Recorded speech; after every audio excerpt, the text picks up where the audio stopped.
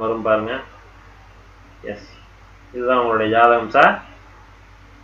Tamil useful tips. சரிங்களா, உங்க ஜாதகம் இதுதான். ஸோ இப்போ நடக்கும் திசை பாருங்க, தனுசு லக்னம், மேசராசி, பரணி நட்சத்திரம். நடக்கும் திசை ராகு திசையில சனி புத்தி.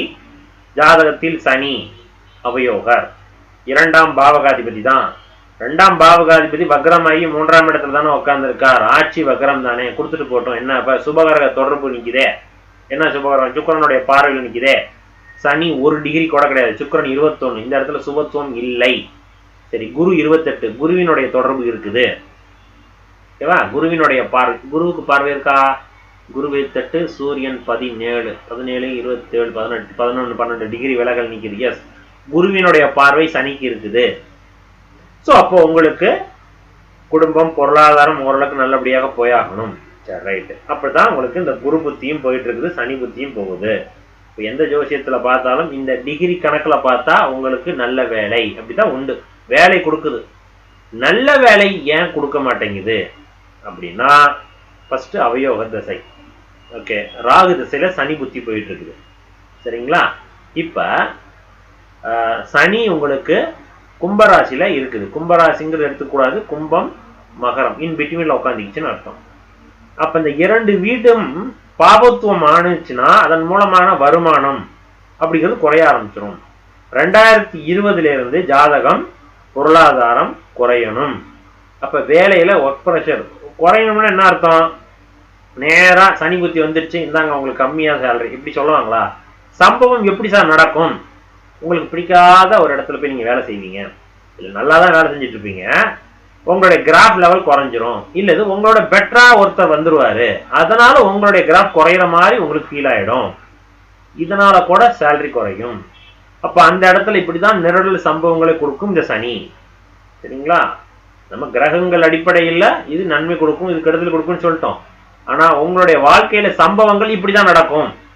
புரிஞ்சுட்டீங்களா? ஆக 2020 இருந்து சனியினுடைய தொடர்பு லக்னத்திற்கு 2, 3ஆம் பாவத்தை இன்னும் தொடர்பு பெற்றுட்டே இருக்கும்போது நன்மை உண்டா? இல்லை. அப்ப நாட் சாட்டிஸ்பாக்சன் ஜாப் அப்படிங்கதான் கொடுக்குது. ஓகேவா? ஸோ அதனால இந்த சனி புத்தி முடியணுங்க. உங்களுக்கு சனி புத்தி எப்போ வரைக்கும் போகுது? வேலையே வேணான்னு கூட திருப்பி வந்திருப்பீங்க. அன்னைய காலகட்டம்லாம் போயிடுச்சு, கொஞ்சம் தாண்டிட்டீங்க, கவலைப்படாதீங்க. 23 2026 வரைக்கும் போகுதுங்க. ஓகே, சரிங்களா? ஸோ அதனால இன்னும் 1 வருடம் மட்டும் கொஞ்சம் தாக்கு பிடிங்க, அது பிறகு ஓரளவுக்கு சரியாயிடும்.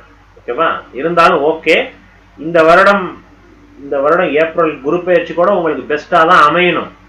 ஓகேவா? ஆனா குரு பெயர்ச்சி பெஸ்டா அமைய விடாத அளவுக்கு உங்க ஜாதகத்துல கேது பகவான் உங்களுக்கு 6ஆம் இடத்துல உட்கார்ந்து நிக்குது. ஓகேவா? அப்படி இருக்கும்போது என்ன ஆகும்னா, அந்த பெஸ்ட்டை கொடுக்க கூடாது. வேலையில முன்னேற்றம், சம்பள உயர்வு, ஊதிய உயர்வு, இது போன்ற அமைப்புகள் எல்லாம் கொடுக்க விடாது. அதனாலதான் 6, 12 ராகு இருந்துச்சுன்னா வேலையில நிம்மதி இல்லை, நல்ல வேலை கிடையாதுன்னு சொல்ல முடியும். அதே போல எதிரியும் கிடையாது சொல்ல முடியும். ஓகேவா? இந்த ஜாதகத்துக்கு சனி நல்லா தான் நிக்கிறார். அப்ப வேலை உண்டு, திருப்திகரமான வேலை இப்பலைக்கு இல்லை. அதுக்கு காரணம் பை கோச்சாரம். ஓகேவா? லாஸ்ட் 2020 இருந்து இதுதான் இருக்குது. இந்த குரு பயிற்சி நல்லா தான் இருக்கும்னு சொல்லுவாங்க. மேசராசிக்காரர்களுக்கு உங்களுக்கு இந்த குரு பயிற்சி போன வருடமும் சூப்பர், இந்த வருடமும் சூப்பர், அப்புறம் ஏன் சார் நான் இப்படி இருக்கிறேன் நீங்க கேள்வி கேட்பீங்க என்கிட்ட கேட்டா கூட.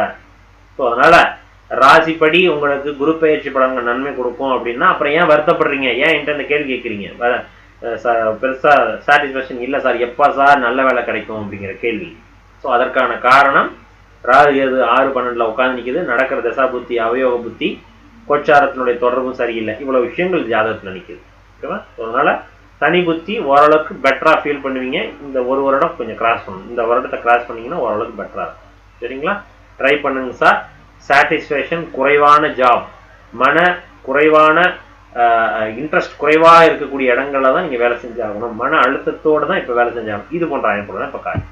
சரிங்களா? ரைட், கொஞ்சம் பொறுத்துங்க, சரியாயிடும். நன்றி.